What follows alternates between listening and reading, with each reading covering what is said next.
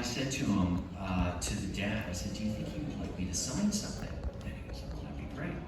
So I wander over to the outdoor restaurant looking for a Sharpie, because the kid had a t-shirt, and I was gonna sign his t-shirt. And Adam Sandler's there.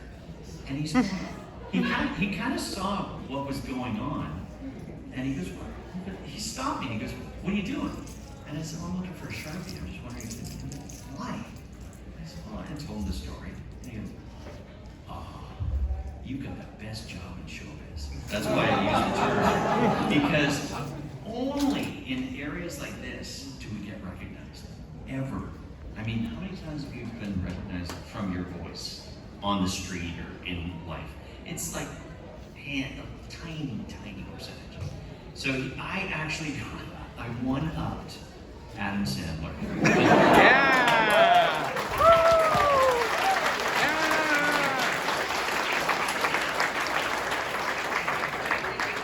Thank you.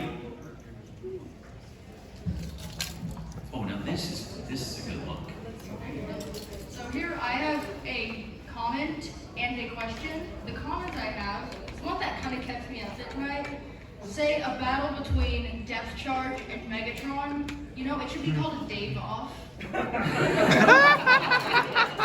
I see a whole new convention. Yeah. I don't know. Just everyone named David. Yeah. And my question is, can you think of a guess for the amount of times Megatron has said, yes?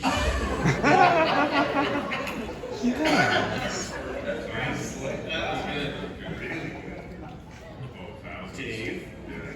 Well, one I never thought I'd have a catchphrase. It was always one of those Second City or Saturday Night Live bits, you know? Yeah, lucky you. Yeah, I know you've all probably seen the YouTube yes thing. Goes on and on. It's pretty fun. Yeah. I mean, who knew? You know, this is amazing. I bet someone could figure that out. Yeah. There's your homework. 166, according to TF Wiki.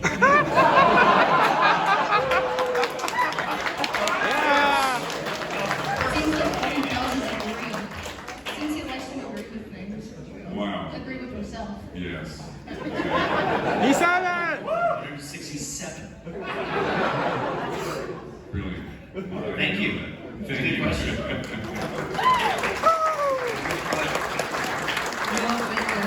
you for being here, guys. My name's Jack. I want to know, like, I love Beastverse, my favorite Transformers show ever. One thing that I'm very interested is, like, you know, the voices that he does for the characters. Like, I know Ian was telling me, you know, like his voice sounds like, I don't know, I love Cheetor. Like, I love to hear Cheetor. I love to hear all of you. And my question is, like, where do you all go to get these voices? Like, to get like the yes and things like that for all the characters in general, for your characters. You guys answer this one, because my character just sounds like me. So.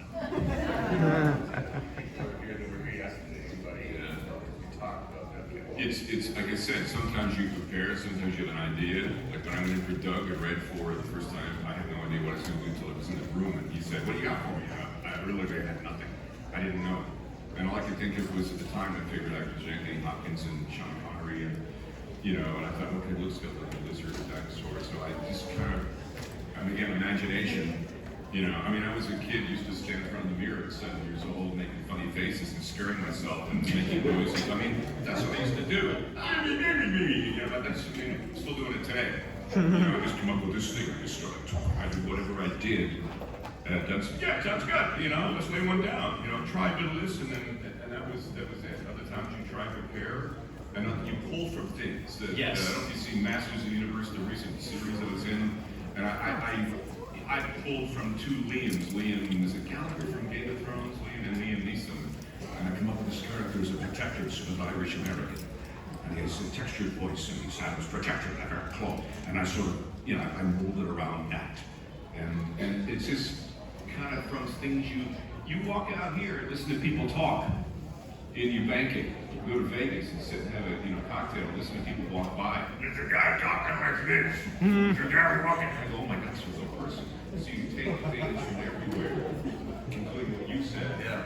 Look at old movies. Yeah, that's the thing Yeah. I tell people is to kind of watch old movies because there's just, just great characters, that you're way outside of your wheelhouse probably, unless you really are into way old movies. I am. The characters back then were much larger than life. To be like, Jimmy Cagney doing this kind of thing, or or Humphrey Bogart sounding like this sort of a deal, and so you kind of pull from that. When I did Quick Strike, there's a movie, we were here yesterday, I told you this, but there's a movie called Cool Hand Luke with Paul Newman and a guy named Struther Martin who sounded like, what we have here is a failure to communicate. You might see that meme, you probably haven't seen the movie, right? So all those kind of things come from someone. That was Quick Strike, except he got real angry. See, I have no stories like that for a chief. How did you get the voice? Well, I rolled back the sheets and there it was. Well, I really love the Chief, and I love you guys. Like, I'm so glad to be here to see you finally. Thank you. Thank you very much. Alrighty, we're almost out of time. We got time for just a few more questions. Let's go rapid fire. Yeah. All right. Howdy. I'm Beast Wars is one of my absolute favorite shows ever, not just Transformers, but like in general. I'm sure you get asked this question a lot, but like, what would you say is like the worst part of the whole show's production aside from Quick Strike dying? He died? These guys. Worst part? Oh, we never answered what's the worst part. No. No, it was really fun. The worst part was going home and it was, I remember the worst part. Pinewood Studios. Parking. It was a really tiny parking lot, and if you didn't get in there, or there was many parking problems. Because if you parked there, they would jam other cars in after you, and if you happened to be done early, you're stuck. So parking. That's my answer. All right. Not very satisfying. Yeah, not what I expected, but like, I was curious anyway. So like, yeah, thank you. You're welcome. Yeah, no worries.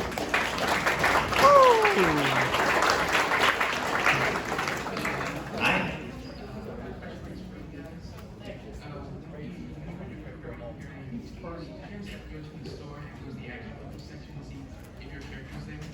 Oh, absolutely. All the time. Yeah. All the time.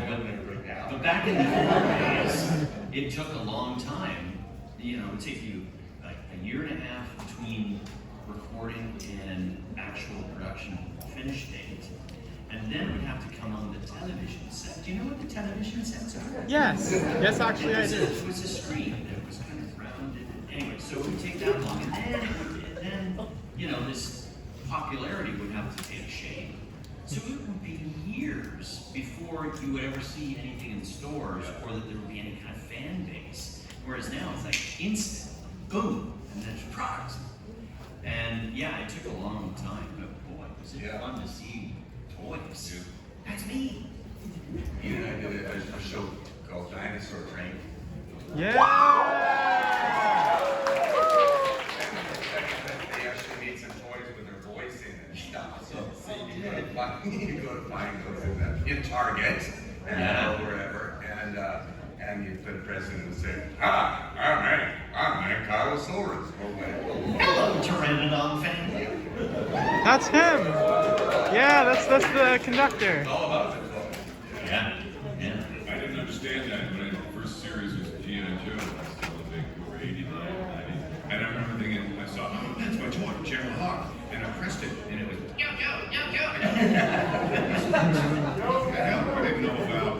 didn't know about the industry. I thought, well, why wouldn't they put, who's that? They did. The first Optimus is the first toy I had. My voice is the first, the big one. Big Optimus was from animated. And that was when I pressed the hell out of it until it died.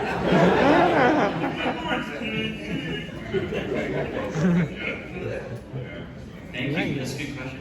Thanks. Thank you. Yeah. Okay, we have 5 minutes left. Hi, my name's Josh. gosh. First off, I want to say, Ian and Colin, thank you for 15 years of Ninjago. Yeah! And of course, Jay's wonderful. And of course, Jay's wonderful mother, Ed.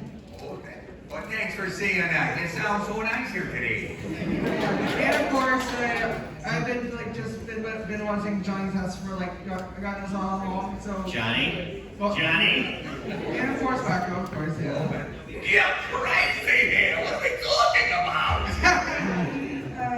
But anyway, my question, when you guys record for your characters, do you guys do any vocal warm-ups? Because being upcoming, well, I mean, I'm not really upcoming, but I want to try voice acting sometime.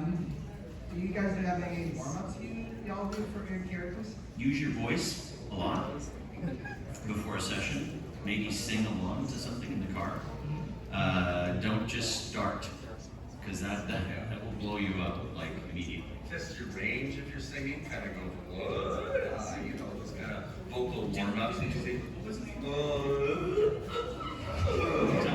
That's good. Yeah, you gotta try that. See, I never did anything. I just started. To this day, I'll wake up, go to the studio, and start. I never really did anything. Wow. So it's that spectrum. I drink a ton of water. Yeah, that's good too.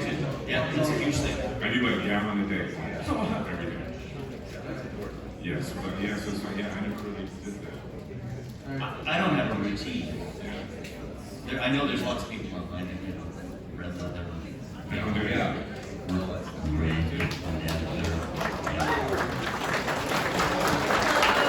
then there was one.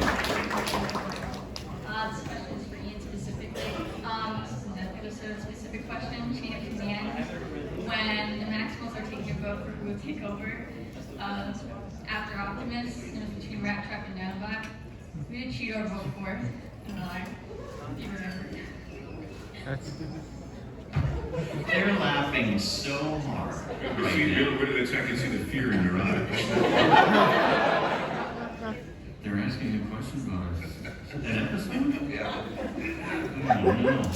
I don't remember what I did yesterday. I'm not kidding. I have a home studio, and I will do a commercial. And my wife's out in the living room, and I'll finish my gig, and I'll come back out. Oh, you're done already? Yeah. What was it for? I'm not kidding. I think it was tires. No. So asking, oh man, this But is it's part of an actor's defense mechanism. Isn't it? Kind of get rid of that, right? Yeah, You that's can't it. sit around waiting. I'll have students that go I did this for a thing and I haven't heard yet. What do you think? Do you think? It's when you audition, Flush it. It's done. You prepare, you go like crazy, do your best, and then you do it. And then same with our performance. We go in it, we give it our all, and then we're on the next day. So it is kind of part of your, because if you thought about it all, it would drive you crazy about all the stuff you didn't get or didn't get cast for and stuff like that. But let me ask you, was he allowed to vote for himself? No. I guess in this moment, you put yourself into Cheetor's shoes. Pause. Who would he vote for between Rat Trap and Rat Trap? And that's what. Rat Trap. You know why? Yeah, because I love Scotty and I love the voice. And Cheetor would too. Okay, thank you.